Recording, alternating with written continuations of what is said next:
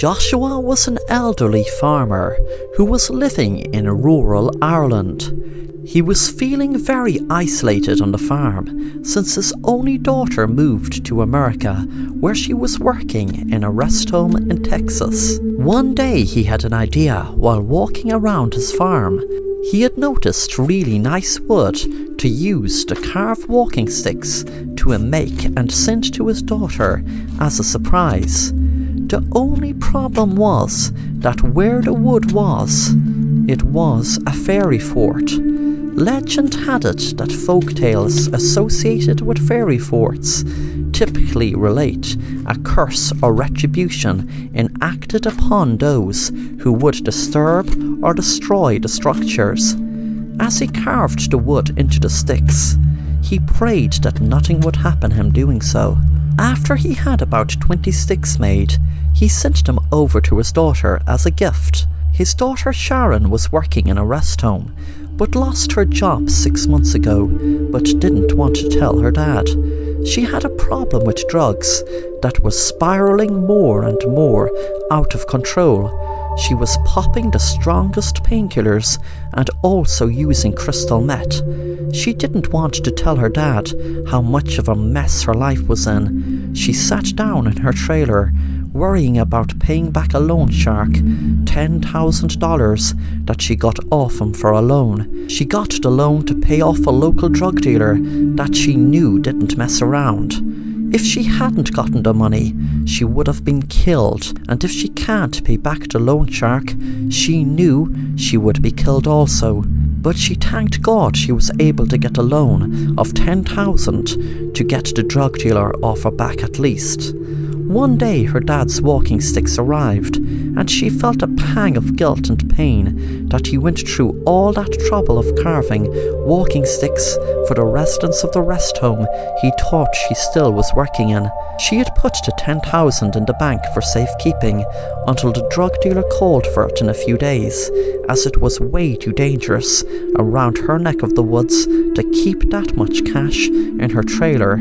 She wrote out a check and sent it to her dad. Her dad was delighted to cash the check for $10,000. He rang her to thank her, and she froze and then said, "Dad, I am so sorry, that check was meant to have been for $10, not $10,000. Then the man that was looking at Joshua counting the money behind him ran up and hit him in the head and grabbed his wallet. He saw him put all the money in. That night the drug dealer arrived, and Susan told him the story. The drug dealer started laughing and said, "Do you think I'm stupid? You just ran out of chances, bitch." Then he shot Susan dead.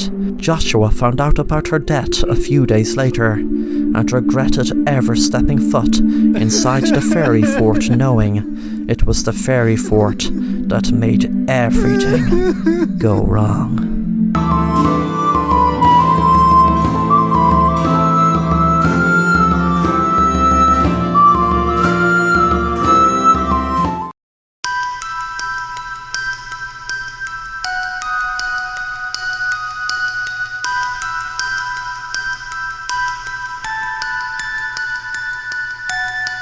Jeff was a very nice guy who wouldn't harm a fly, but one day he met a psychopath who offered him $1 million if he wouldn't kill his own twin within 3 days of an experiment. Jeff laughed at the idea, knowing he would never ever harm his twin, as he was the only person he truly cared about in the whole wide world.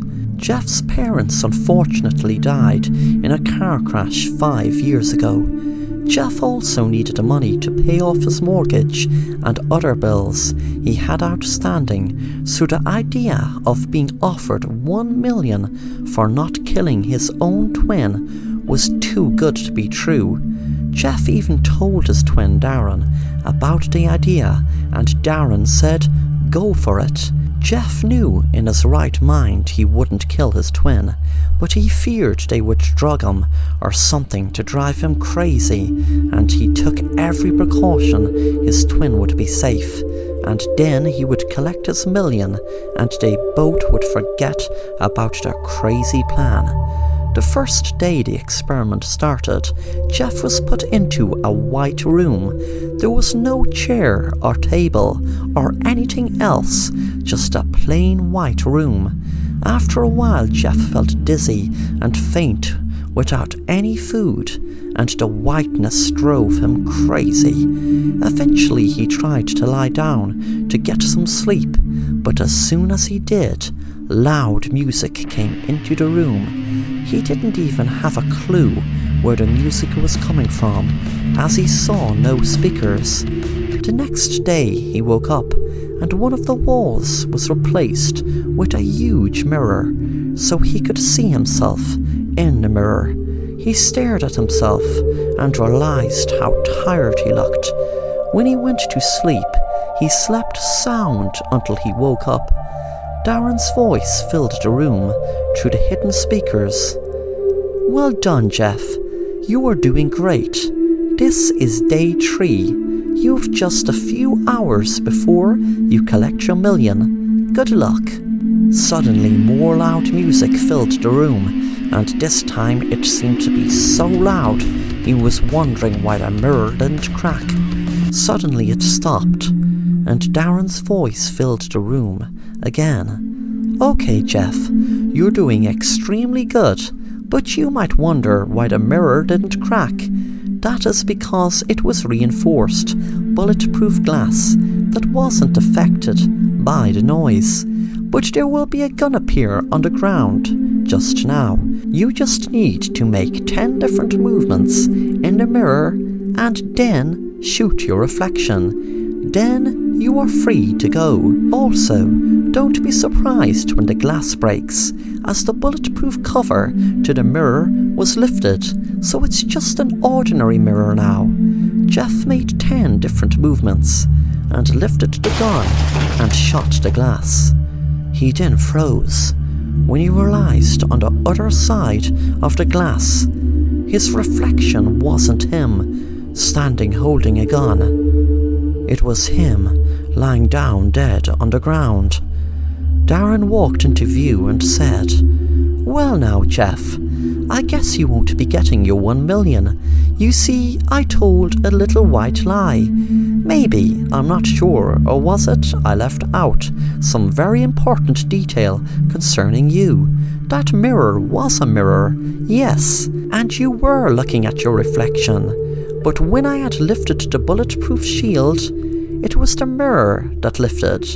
What you were looking at, making those 10 movements, that you thought was a reflection of you, was really your twin. He had no idea what I said to you, but my twin Jason was telling him that if he copied every move you did in sync with you in the next 10 movements, you will be out of here.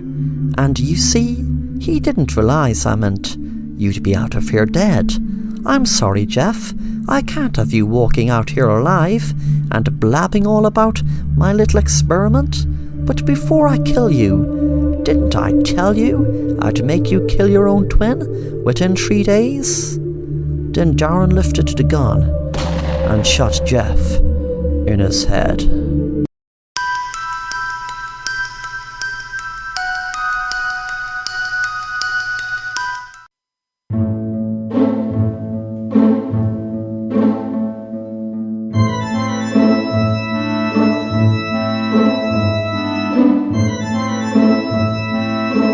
Hello, my name is William. For as long back as I can remember, I have this strange feeling that someone is stalking me.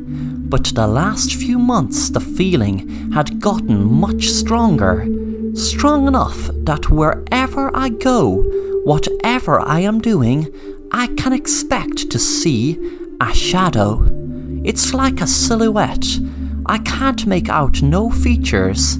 It is ruining everything I love to do. I love cycling for miles and miles, but even if I'm cycling on a bike, I can feel the shadow behind me, and even a lot of times see it. I felt like I was going crazy. One night I was kissing my girlfriend, and that damn shadow showed up, and I got a start and jumped, frightening my girlfriend. She must have thought I was so weird, and I couldn't explain it to her. How is she going to feel about me? I say, oh, by the way, a lot of the time I see a shadow chasing me. That is a sure and fast track way of making her my ex. One day I couldn't take it anymore, so I went to see a doctor who was able to help me find out what the hell was going on with me. The doctor said, "Hello, William. My name is Dr. Frederick Stone. I am going to try to help you get to the bottom of what is bothering you by using a method called regression hypnosis. Some doctors claim to go back so far in a person's life that they may even uncover things about any past lives they might have had.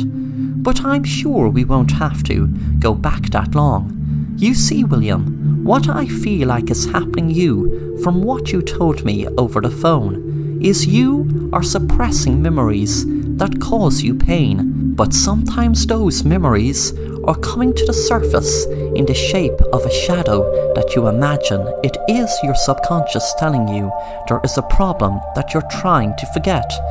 After a few minutes I was in a hypnotic state, and I could see myself back in my house in a dark room with my twin brother. We were only kids and we were playing murder in the dark. It was a game that you had to search around the dark and touch someone to kill them. That's only in the game, of course. That's how I can remember playing it anyway. I pushed my twin brother too much and didn't realize there was something in front of him to trip him, and he fell down on the ground and banged his head. I could just hear the bang, but didn't realize what had happened until I put the light on and saw my twin brother lying in a pool of blood. And he was really dead. It all came flooding back to me now, and I woke up in the doctor's office with my blood thumping in my ears. I now know that it was not my imagination when I saw my doctor give a strange look behind me, and I turned around and saw the silhouette behind me, and knew my doctor saw it too. The difference is now I know that that silhouette is the ghost of my dead twin brother.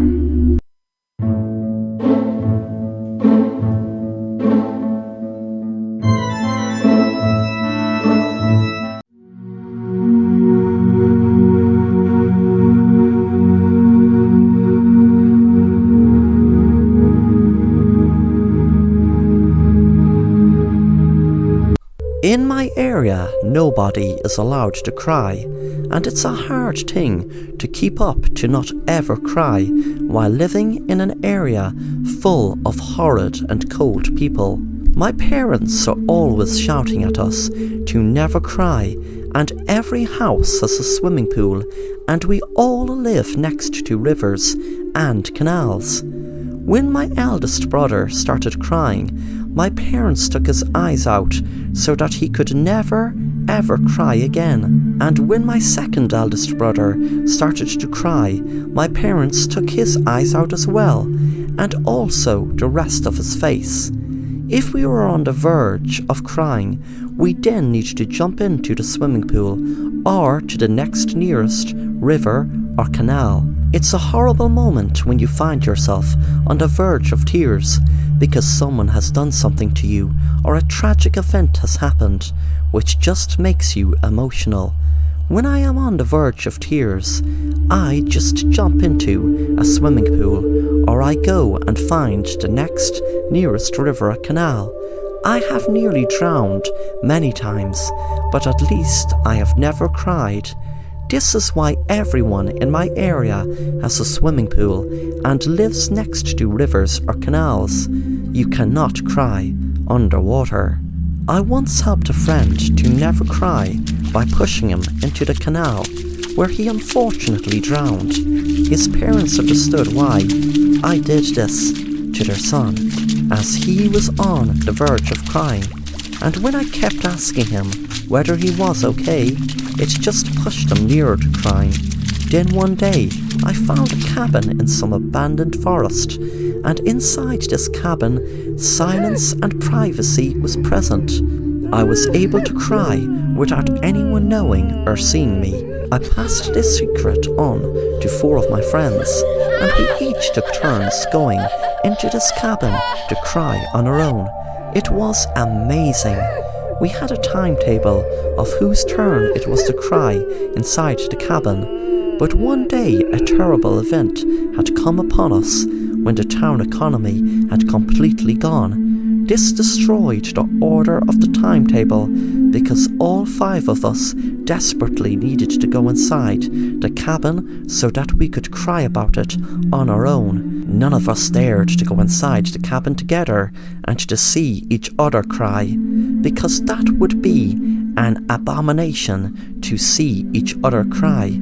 So I took my gun out and shot my 4 friends, and I went inside the cabin where I cried on my own about the terrible event of the economy and my 4 dead friends. So everything with the cabin worked out in the end.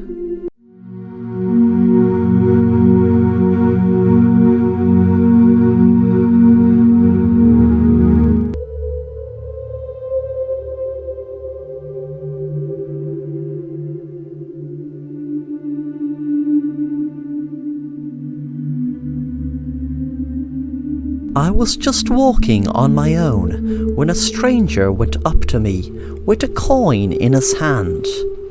"Heads or tails?" he asked me, and me being a sociable guy, I accepted the challenge. I asked him what I would win if I got it right, and he told me that he will buy me a chocolate bar if I got it right. I called it heads, and the guy flipped the coin into the air, and as it was spinning in the air, the coin suddenly disappeared. Then a couple of seconds later, an actual chopped off head landed onto the ground. Blood was still coming out of the head, and it was as real as anything. "Well done, you have won a chocolate bar." The stranger congratulated me and bought me a chocolate bar. Then I turned to the stranger and asked him, "Do you want to play again? And if you win, you can have this chocolate bar." He replied positively, and he said, "I'm calling tails." And this time I flicked another coin, which belonged to this guy, and I saw it spinning up in the air. Then I couldn't see it anymore, and an actual chopped off tail landed on the floor. The stranger delightfully took my chocolate. I just couldn't believe it, that a real bloodied animal tail fell to the ground. A week passed by, and I couldn't stop thinking about that guy until I saw him on my road asking people if they wanted to play heads or tails. But he was getting rejected. I ran up to him and I wanted to play again. All the coins he had in his pocket were normal currency coins in England. The prize this time was actual money, £100 to be precise. He flicked the coin up in the air, and we both stared at it spinning through the air. I called heads, and the other guy called tails, and as usual the coin disappeared. Then an actual chopped off bloody head fell to the ground. Not just any chopped off head, but my father's head. I could hear my mother screaming through the house, and the other guy was just congratulating me and gave me £100. I have no idea how to properly explain any of this.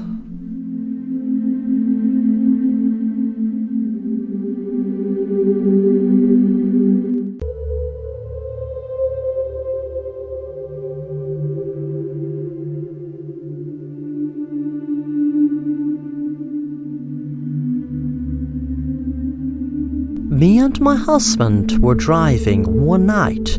I remember it well, as it was snowing heavily. We were driving through the snow, and it seemed to be getting heavier and heavier. I remember my husband saying, "Hey sweetie, this snow is getting heavier and heavier." With that suddenly there was a screech, and the car skidded on black ice. The car toppled over, but luckily we both survived. We didn't even have to be hospitalized. A week later I was looking through getaway breaks, and I thought it a good idea to me and my husband leave our town for a week and go to stay in a cabin in the woods out in Utah. We drove there in a new car that my husband bought because he needed a car to drive to work 2 miles from where we live. We were driving out to the woods for what seemed like days, but in reality was only hours. When we got there, we were in awe of how beautiful the cabin looked, with the trees surrounding it. It was just a beautiful sight. My husband stopped the car and turned off the engine. When we got out, he said, "Did you hear that?" I said, "No. What is it?" He smiled and he said, "Absolutely beautiful silence." That night we had decided to go for a walk in the woods. My husband heard it first. There were footsteps behind us, but when we turned around, there was nothing. We walked on, then suddenly I heard it this time.